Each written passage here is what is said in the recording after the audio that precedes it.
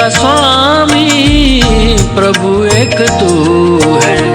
मेरे दिल का स्वामी प्रभु एक तू है। तेरी ही मुझे रात दिन जुस्तजू है। तेरी ही मुझे रात दिन जुस्तजू है। मेरे दिल का स्वामी प्रभु एक तू है।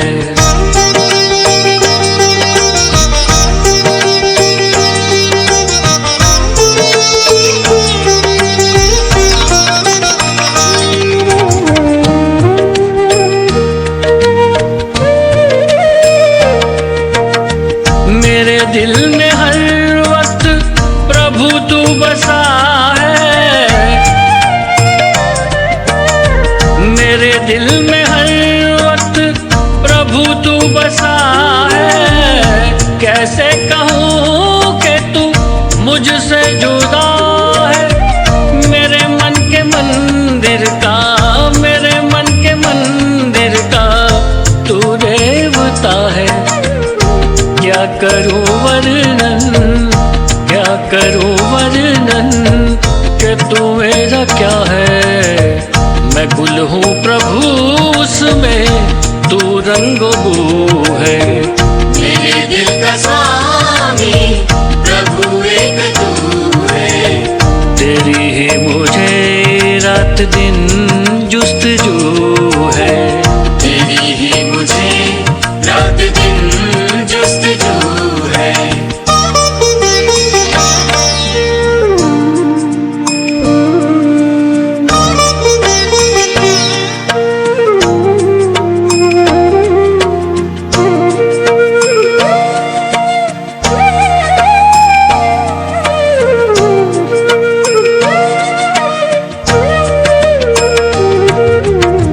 जगत वासनाओं ने है मुझको घेरा। जगत वासनाओं ने है मुझको घेरा। लगे पाप का मन की दुनिया में डेरा। मेरे चार सू है, मेरे चार सू है छाया अंधेरा। बिना तेरे दुनिया में, बिना तेरे दुनिया में है कौन मेरा। अगर आसरा है तो तेरा प्रभु है। मेरे दिल का स्वामी प्रभु एक तू है। तेरी ही मुझे रात दिन जुस्तजू है। तेरी ही मुझे रात दिन जुस्तजू है।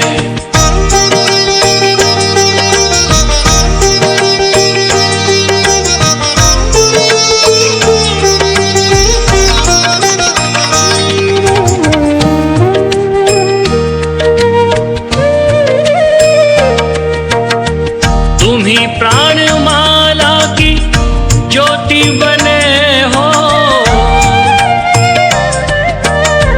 तुम ही प्राणमाला की ज्योति बने हो।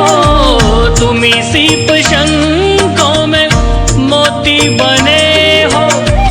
तुम ही मेरी भक्ति, तुम ही मेरी भक्ति, तुम ही मेरा धन हो। तुम ही मेरा दीपक, तुम ही मेरा दीपक, तुम ही आचमन हो। रहूं तेरे चरणों में यही आरज़ू है। मेरे दिल का स्वामी प्रभु एक तू है। तेरी ही मुझे रात दिन जुस्तजू है। मेरे दिल का स्वामी प्रभु एक तू है। मेरे दिल का स्वामी प्रभु एक तू है।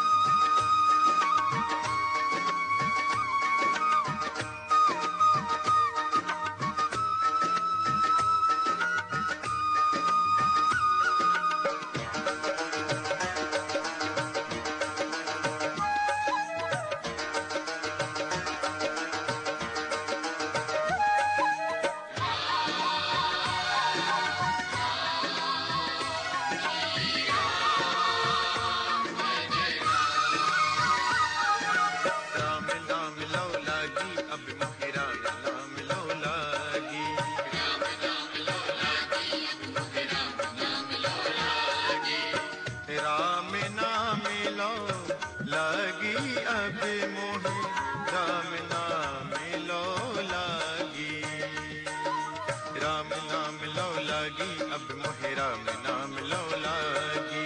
राम नाम लो लागी, अब मोहे राम नाम लो लागी।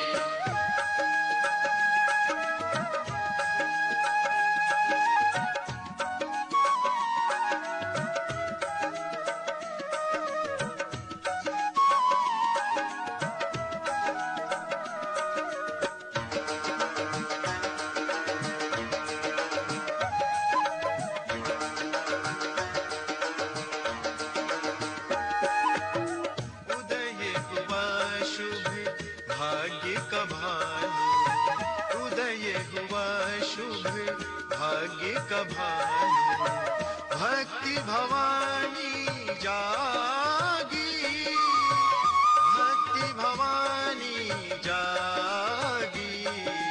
राम नाम लो लागी, अब मोहे राम नाम लो लागी। राम नाम लो लागी, अब मोहे राम नाम लो लागी।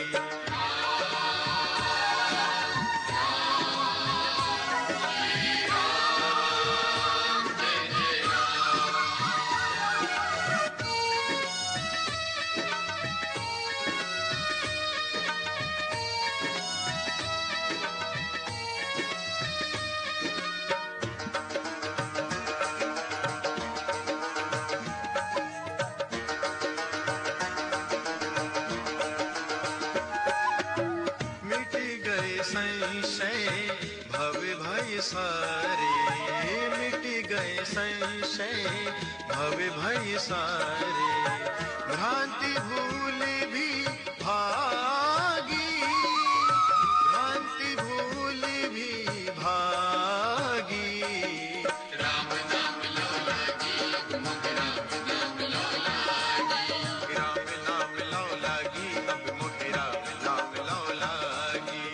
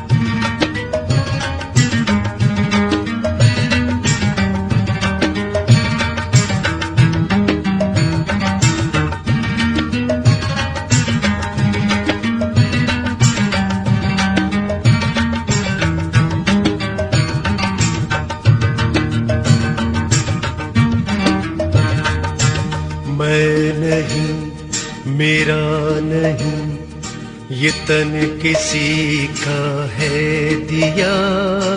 जो भी मेरे पास है वो धन किसी का है दिया।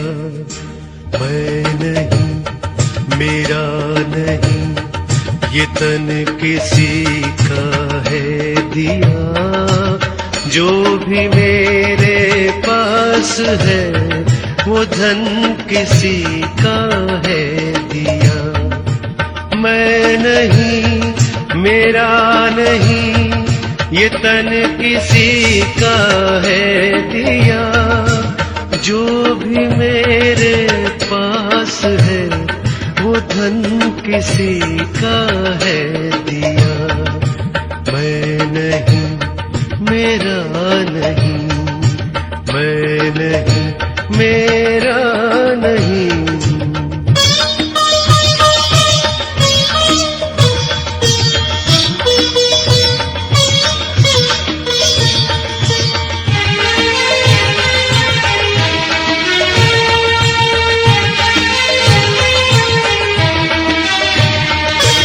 देने वाले ने दिया वो भी दिया किस शान से। देने वाले ने दिया वो भी दिया किस शान से।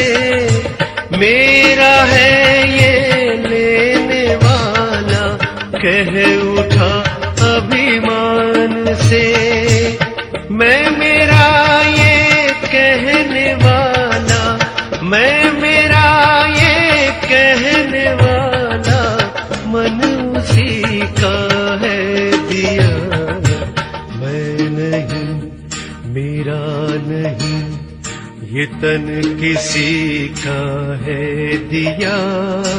जो भी मेरे पास है वो धन किसी का है दिया।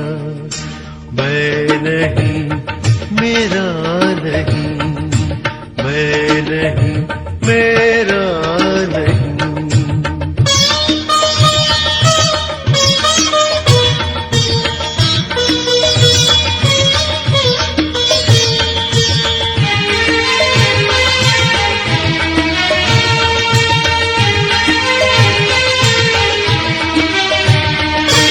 जो मिला है वो हमेशा साथ रह सकता नहीं। जो मिला है वो हमेशा साथ रह सकता नहीं। कब बिछड़ जाए ये कोई राज कह सकता नहीं। जिंदगानी का खिला, जिंदगानी का खिला, मधुबन किसी का है दिया। मैं नहीं, मेरा नहीं, ये तन किसी का है दिया। जो भी मेरे पास है वो धन किसी का है दिया। मैं नहीं, मेरा नहीं, मैं नहीं, मेरा नहीं।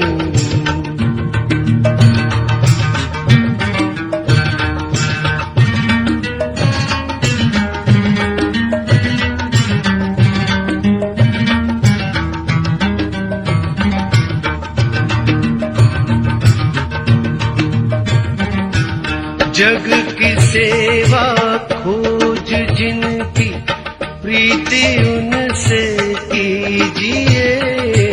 जग की सेवा खोज जिनकी प्रीति उनसे कीजिए। जिंदगी का राज है ये जान कर जी लीजिए। साधना की राह पर, साधना की राह पर साधन किसी का है दिया। मैं नहीं, मेरा नहीं ये तन किसी का है दिया, जो भी मेरे पास है वो धन किसी का है दिया। मैं नहीं, मेरा नहीं, ये तन किसी का है दिया, जो भी मेरे पास है वो धन किसी का है दिया। मैं नहीं, मेरा नहीं, मैं नहीं, मेरा नहीं, मैं नहीं, मेरा नहीं। मां लक्ष्मी ने स्वयं कहा है, अगर घर की यह 5 चीज किसी को दे दी जाए तो धन संपत्ति ही नहीं, सुख शांति भी सदा के लिए छीन जाएगी। क्या आप जानते हैं, आपके घर की 5 साधारण चीजें ही आपकी किस्मत तय करती हैं। मां लक्ष्मी ने चेतावनी दी है, गलती से भी इन्हें दान कर दिया तो घर में आ जाएगी भयंकर गरीबी। बहुत समय पहले प्राचीन भारत के एक छोटे से नगर विशालपुर में एक साधु का आश्रम था। वहां दूर दूर से लोग आकर आध्यात्मिक शिक्षा प्राप्त करते थे। नगरवासी साधु को आचार्य देव कहते थे, क्योंकि वे केवल भिक्षा लेकर जीवन व्यतीत नहीं करते थे, बल्कि लोगों को सही जीवन जीने की राह भी दिखाते थे। विशालपुर नगर समृद्ध था। लोगों के घर धन धान्य, गहनों और रत्नों से भरे रहते थे। नगरवासी मानते थे कि यह सब माता लक्ष्मी की कृपा से ही है। नगर के बीचों बीच माता लक्ष्मी का एक भव्य मंदिर था। रोज शाम को वहां दीपक जलाए जाते, घंटियों की ध्वनि गूंजती और पूरा वातावरण श्री हरिश्री महालक्ष्मी नमः के मंत्रों से पवित्र हो जाता है। लेकिन एक परिवार ऐसा भी था जो नगर में सबसे समृद्ध होने के बावजूद धीरे धीरे कंगाल होने की ओर बढ़ रहा था। यह परिवार था वासुदेव जी का। वासुदेव जी नगर के सबसे बड़े व्यापारी थे। उनके पास सोने चांदी के ढेर थे, नौकर चाकर थे और अनाज के कोठार भरे रहते थे। फिर भी कुछ वर्षों के भीतर उनका घर वीरान होने लगा। धन की जगह कर्ज बढ़ने लगा। नौकर छोड़कर जाने लगे और घर में अशांति फैल गई। लोग हैरान थे कि ऐसा क्यों हो रहा है। आखिर माता लक्ष्मी की कृपा एक समृद्ध घर से क्यों उठ गई। वसुदेव जी भी परेशान थे। एक रात वे चिंतित होकर सो रहे थे, तभी उन्हें एक स्वप्न आया। स्वप्न में माता लक्ष्मी प्रकट हुई। उनके मुखमंडल से दिव्य आभा निकल रही थी। 4 हाथों में कमल, शंख, गदा और सोने के सिक्कों की वर्षा करने वाला पात्र था। उनकी मुस्कान शांति और कृपा से भरी थी, लेकिन आंखों में एक कठोर सत्य छिपा था। माता बोली, वासुदेव तुम दुखी क्यों हो? क्या तुम्हें याद नहीं कि धन की रक्षा करना भी एक तपस्या है? तुमने अपने घर की 5 पवित्र वस्तुएं बार बार दूसरों को देकर मेरे निवास को अशुद्ध कर दिया, इसलिए मैं तुम्हारे घर से विदा हो गई। वासुदेव ने हाथ जोड़कर कहा, मां मुझे क्षमा करें। कृपया मुझे बताइए कि वे 5 वस्तुएं कौन सी हैं जिन्हें देने से घर में गरीबी आती है। माता ने कहा, यह रहस्य मैं बताऊंगी, परंतु ध्यान रहे यह केवल तुम्हारे लिए नहीं बल्कि पूरे नगर और संसार के लिए शिक्षा है। 5 वस्तुएं कभी भूलकर भी घर से बाहर नहीं देनी चाहिए, क्योंकि यह वस्तुएं मेरे निवास की जड़ें हैं। इन्हें खोने से घर निर्धन और अपवित्र हो जाता है। इतना कहकर माता अदृश्य हो गई। वसुदेव घबराकर उठ गए। उनका शरीर पसीने से तरबतर था। अगले दिन वे भागते हुए आचार्य देव के आश्रम पहुंचे और सारी घटना सुनाई। आचार्य देव ने शांत होकर कहा, वसुदेव, यह कोई साधारण सपना नहीं है, यह स्वयं लक्ष्मी का आदेश है। अब तुम्हें धैर्य रखना होगा। माता लक्ष्मी ने जो 5 रहस्य बताए हैं, उन्हें समझने के लिए तुम्हें एक आध्यात्मिक यात्रा करनी होगी, तभी तुम्हें सच्चा उत्तर मिलेगा। और इस प्रकार यात्रा शुरू हुई। वासुदेव ने अपनी पत्नी सुभद्रा और बेटे माधव के साथ नगर छोड़ दिया और आचार्य देव के आदेश पर हिमालय की ओर प्रस्थान किया। रास्ते में उन्हें तरह तरह की घटनाएं घटी। एक गांव में उन्होंने देखा कि एक महिला अपने घर का चूल्हे की राख दूसरों को दे रही है। वसुदेव को तुरंत माता लक्ष्मी की बात याद आई। क्या राख में की भी उनमें से एक वस्तु है? उन्होंने महिला से पूछा, बहन तुमने राख क्यों बांट रहे हो? महिला ने कहा, महाराज लोग मानते हैं कि राख खेत में डालने से फसल अच्छी होती है। वसुदेव ने सोचा, लेकिन यह तो गलती है। चूल्हे की राख घर के भोजन और अग्नि का प्रतीक है। इसे बाहर देने से घर की उन्नति रुक जाती है। यात्रा आगे बढ़ी। वसुदेव, सुभद्रा और माधव पहाड़ों की कठिन राह से गुजर रहे थे। एक रात वे एक आश्रम पहुंचे। वहां एक वृद्ध साध्वी ध्यान में लीन थी। साध्वी ने वसुदेव को देखकर मुस्कुराते हुए कहा, तुम्हें लक्ष्मी माता के 5 रहस्य जानने हैं ना? ध्यान से सुनो। यह पहली वस्तु है चूल्हे की राख। इसे किसी को मत दो, यह घर की लक्ष्मी को बाहर कर देती है। वासुदेव ने प्रणाम किया और रहस्य को याद कर लिया। दूसरे दिन वे आगे बढ़े। एक गांव में देखा कि लोग अपने घर से झाड़ू निकालकर दूसरों को दे रहे हैं। वासुदेव ने आश्चर्य से पूछा, तुम लोग ऐसा क्यों करते हो? एक युवक बोला, हम मानते हैं कि पुराना झाड़ू देने से दरिद्रता चली जाती है। लेकिन तभी आकाश में गड़गड़ाहट हुई, जैसे स्वयं माता लक्ष्मी बोल रही हो, मूर्खों, झाड़ू लक्ष्मी का निवास है। यह अम्परोध करे कि भगवत बल का अनुभव हो जाता है। घर की स्वच्छता और समृद्धि का प्रतीक है। इसे बाहर देने से लक्ष्मी घर से चली जाती है। वासुदेव को दूसरी वस्तु का भी रहस्य मिल गया। झाड़ू तीसरा रहस्य उन्हें एक कुटिया में मिला। वहां एक वृद्ध साधक बैठे थे। उनके सामने दीपक जल रहा था। साधक ने कहा, बेटा, घर का जलता हुआ दीपक या उसे जली हुई लौ कभी किसी को मत दो। यह घर की ज्योति और आयु का प्रतीक है। इसे देने से सुख शांति चली जाती है। वसुदेव ने तीसरी वस्तु भी जान ली। आगे चलते चलते वे एक गांव पहुंचे।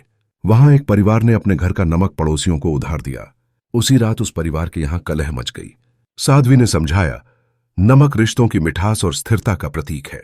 घर का नमक देना लक्ष्मी को अपमानित करना है। अब वासुदेव को चौथी वस्तु भी मिल गई। नमक अंततः हिमालय के पास एक गुफा में तप करते एक योगी ने अंतिम रहस्य बताया। योगी बोले, वसुदेव, पांचवी वस्तु है कपड़े का कोना या पल्लू। महिलाएं अक्सर पुराने कपड़े का पल्लू काटकर दे देती हैं, लेकिन यही स्त्री की लक्ष्मी और घर की मर्यादा का प्रतीक है। इसे देना घर के भाग्य को काटना है। अब पांचों वस्तुएं स्पष्ट थीं। पहला चूल्हे की राख, दूसरा झाड़ू, तीसरा जलता दीपक, चौथा नमक, पांचवा कपड़े का कोना। वसुदेव ने कृतज्ञ होकर योगी को प्रणाम किया। अब पांचों रहस्य को जानकर वसुदेव अपनी पत्नी सुभद्रा और पुत्र माधव के साथ नगर की ओर लौटने लगे। रास्ते भर वे मन ही मन माता लक्ष्मी के उपदेशों को दोहराते रहे। नगर पहुंचते ही उन्होंने सबसे पहले आचार्य देव के चरणों में प्रणाम किया और पूरी यात्रा का वर्णन किया। आचार्य देव ने मुस्कुराकर कहा, वासुदेव, तुम्हें अब सच्चा ज्ञान मिल गया है। इन रहस्यों को केवल अपने तक सीमित मत रखना, बल्कि नगर वासियों को भी बताओ, ताकि वे भी लक्ष्मी के अपमान से बच सके। आचार्य देव की आज्ञा पाकर वासुदेव ने नगर के बीचों बीच सभा बुलाई। सभा में नगर के लोग बड़ी संख्या में उपस्थित हुए। वसुदेव ने हाथ जोड़कर कहा, बंधुओं, मैं स्वयं अपनी गलतियों के कारण निर्धनता और कष्ट का भाग्य बना। माता लक्ष्मी ने मुझे स्वप्न में दर्शन दिए और बताया कि 5 वस्तुएं कभी घर से बाहर नहीं देनी चाहिए। इतना कहकर उन्होंने क्रम से सब समझाया। पहली वस्तु है चूल्हे की राख, दूसरी झाड़ू, तीसरी जलता दीपक, चौथी नमक और 5वीं कपड़े का कोना। लोगों ने आश्चर्य और श्रद्धा से यह बातें सुनी। तभी आकाश में एक दिव्य प्रकाश फैला और माता लक्ष्मी स्वयं प्रकट हुई। उनके प्रकट होते ही वातावरण में सुगंध फैल गई। मंदिरों की घंटियां अपने आप बज उठीं और लोग भाव विभोर होकर उनके चरणों में झुक गए। माता बोली, वासुदेव ने जो कहा वह सत्य है। तुम सब जान लो कि ये 5 वस्तुएं मेरे निवास की जड़ है। जो इन्हें बाहर देता है वह अपने ही घर से मुझे विदा करता है। यह काप देता है। हते ही माता ने वसुदेव के घर की ओर हाथ उठाया और देखते ही देखते उनके घर में फिर से समृद्धि लौट आई। कोठार भर गए, नौकर लौट आए और पूरे घर में शांति का वास हो गया। नगर के लोग यह चमत्कार देखकर स्तब्ध रह गए और माता लक्ष्मी की जयकार करने लगे। नगर में यह शिक्षा फैल गई कि कोई भी व्यक्ति घर की 5 वस्तुएं बाहर ना दे। लोग अपने घरों में सावधानी रखने लगे। पहले जो लोग अंधविश्वास में पड़कर झाड़ू, राख, नमक या दीपक दूसरों को दे देते थे, उन्होंने सब बंद कर दिया। नगर में धीरे धीरे हर घर में समृद्धि लौटने लगी। लोग समझ गए कि लक्ष्मी केवल सोने, चांदी या धन में ही नहीं, बल्कि घर की पवित्रता, भोजन, स्वच्छता और मर्यादा में भी रहती है। वासुदेव अब नगर में आदर्श बन गए। वे धनवान तो थे ही, पर अब उन्होंने अपने धन को धर्म और सेवा में लगाना शुरू किया। उन्होंने गरीबों के लिए अन्न क्षेत्र बनवाया, परंतु घर की 5 वस्तुएं देने से हमेशा इनकार करते। जो भी उनसे एक चीज मांगता, वह विनम्रता से कह देते, भाई, यह माता लक्ष्मी की मर्यादा है। इन्हें देने से मेरे ही नहीं, तुम्हारे घर की भी समृद्धि घट जाएगी। लोगों ने भी इस शिक्षा को हृदय से स्वीकार कर लिया। समय बीतने पर नगर विशाल और दूर दूर तक प्रसिद्ध हुआ कि वहां ना तो कोई निर्धन रहता है और ना ही किसी के घर में कलह होती है। यह सब केवल माता लक्ष्मी की शिक्षा का परिणाम था। माता लक्ष्मी समय समय पर नगर में आकर वासुदेव को आशीर्वाद देती और नगरवासियों को याद दिलाती कि लक्ष्मी केवल धन की देवी नहीं, बल्कि संतुलन, संयम और मर्यादा की शक्ति है। अंततः वासुदेव के जीवन की सबसे बड़ी सीख यही बनी कि लक्ष्मी की कृपा केवल मेहनत से ही नहीं, बल्कि मर्यादा के पालन से भी प्राप्त होती है। माता लक्ष्मी केवल धन संपत्ति की देवी नहीं, बल्कि वे पवित्रता, मर्यादा और संतुलन की शक्ति हैं। घर की समृद्धि बनाए रखने के लिए मेहनत और सदाचार के साथ साथ मर्यादा का पालन भी आवश्यक है। चूल्हे की राख, झाड़ू, जलता दीपक, नमक और कपड़े का कोना, यह 5 चीजें लक्ष्मी का निवास मानी जाती है। इन्हें घर से बाहर देने का अर्थ है लक्ष्मी को स्वयं विदा करना।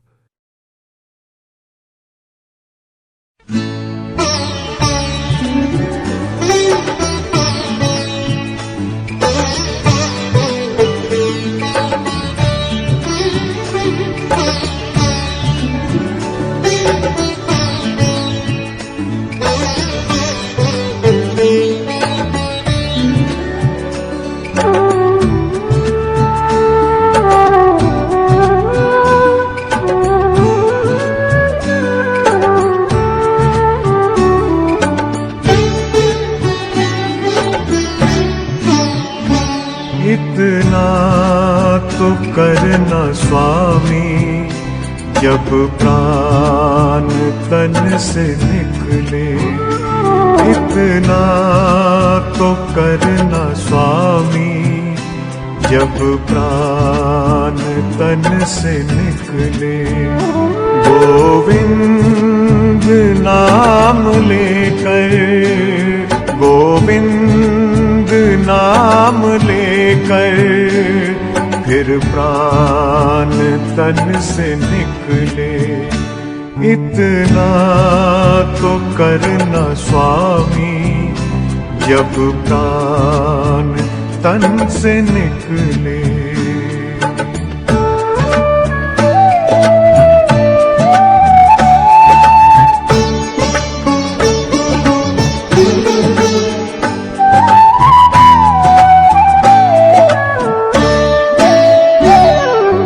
गंगा जी का तट हो, यमुना का वंशीवट हो। गंगा जी का तट हो, यमुना का वंशीवट हो। मेरा सावरा निकट हो, जब प्राण तन से निकले। गोविंद नाम लेकर, गोविंद नाम लेकर, फिर प्राण तन से निकले।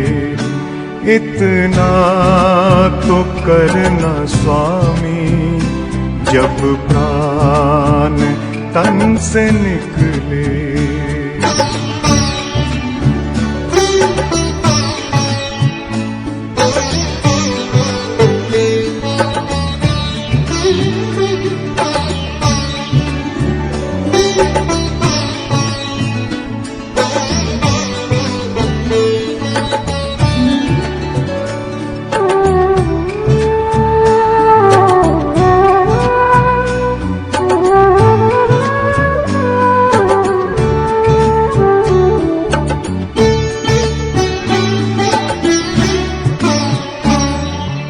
वृंदावन का स्थल हो, मेरे मुख में तुलसी दल हो। वृंदावन का स्थल हो, मेरे मुख में तुलसी दल हो। विष्णु चरण का जल हो, जब प्राण तन से निकले। गोविंद नाम लेकर, गोविंद नाम लेकर, फिर प्राण तन से निकले। इतना तो करना स्वामी, जब प्राण तन से निकले।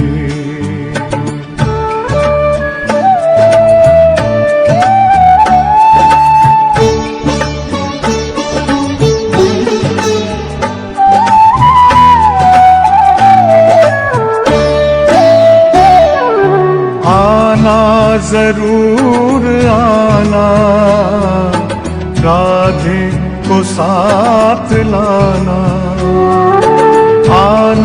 जरूर आना, राधे को साथ लाना, मुरली की धुन सुनाना, जब प्राण तन से निकले।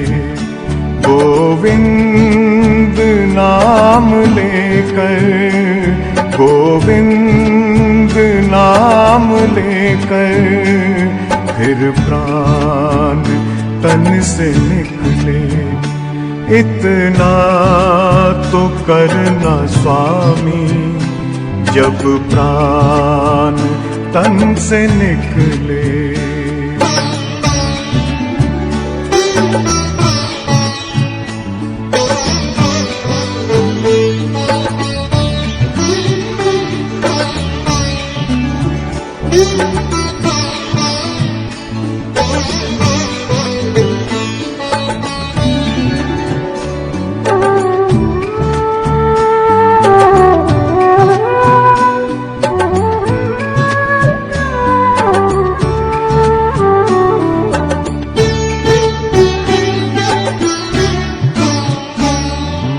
ये नेक सी अरज है, मानो तो क्या हरज है।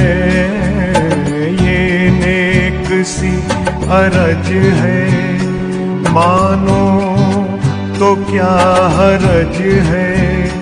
कुछ आपका फर्ज है, जब प्राण तन से निकले। गोविंद नाम लेकर, गोविंद नाम लेकर, फिर प्राण तन से निकले। इतना तो करना स्वामी, जब प्राण तन से निकले। गोविंद नाम लेकर, गोविंद नाम लेकर, फिर प्राण तन से निकले। इतना तो करना स्वामी, जब प्राण तन से निकले।